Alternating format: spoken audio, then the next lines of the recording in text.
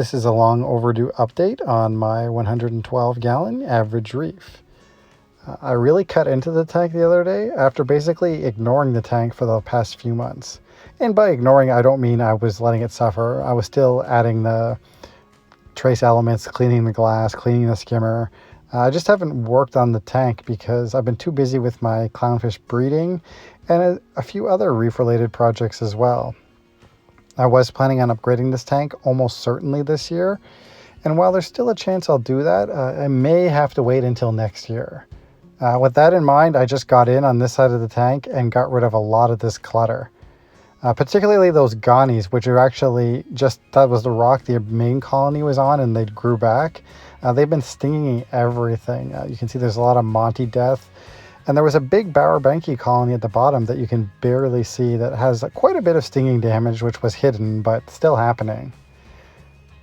So here's the tank. Afterwards, this only took about 2 hours. I removed quite a bit of coral. I ended up with about 20 frags of that Goniopora and a few other things. About 8 of these Kenya trees. There's probably still too many there.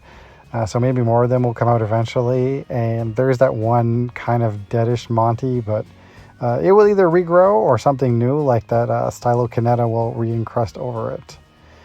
Those red Blastos haven't been in the tank in many, many months. They're back. This is a new chalice, which I've had for, I don't know, 3 or 4 months, maybe longer. And there was just nowhere to put it. I didn't want to risk it getting stung, so it's been sitting in the frag tank. This rock here at the back is completely new. I pulled it out of the sump of my frag system. There's that big Bowerbanki colony, and I placed it in such a way you can't see the stinging damage, but with nothing touching it, it should recover. There's a green Slimer acro that's also new to replace that one colony that died off in the back. I also moved this Gorgonian so it has space to grow and you can actually see it. And the other one has a little bit more space as well too. I probably could have taken more of this orange Monty out. It's way too close to the front glass still. You can see here, you'll see the yellow tang avoid it. And even a flipper magnet will hit it, so it's a bit of a pain. Overall though, the side view is really nice now. It's really opened up. There is the one rock on the end, which is a little bit sticking out as it's pretty bare, but it still looks good. And you can see I have another reef tank in the right-hand corner, but that's another story for another day. So once that back rock fills in, I think the side view will go back to being as good, if not better, than it was originally. I'm really surprised. This is just a day after cutting into everything. Everything looks great. I'm quite happy with it.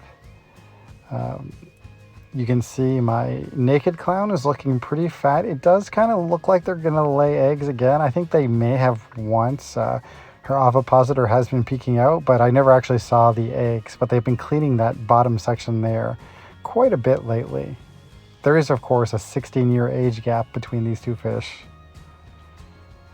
The other corals here, the Bernard Pora and the other Gonnies, are also doing well. The one here, it's got super, super long tentacles, which almost touch the pectinia. And my big green Sinulera colony is still untouched. That's one thing I don't want to frag unless I absolutely have to. Overall, I'm quite happy with the tank. It was really good to get into it and actually do some work. While I have been busy, I have missed working on it. This is still my look at and enjoy reef, but there are some new interesting reef projects coming soon, this guy being one of them.